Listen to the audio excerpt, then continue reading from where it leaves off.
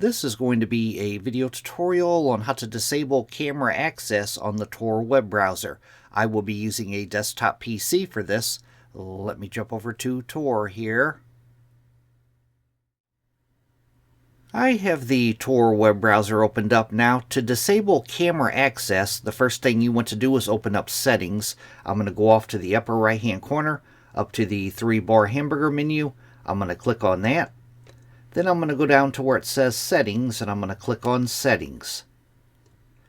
Now on the page that opens up, the pane off to the left hand side, you want to click on Privacy and Security.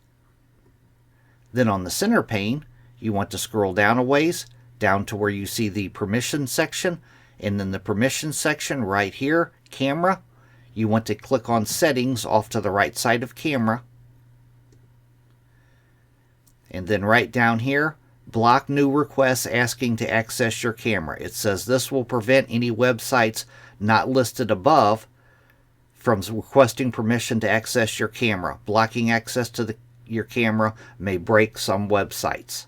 So you want to make sure if you have any websites listed up here, there will be buttons down here, remove website or remove all websites, and then you just check this box, block new requests asking to access your camera.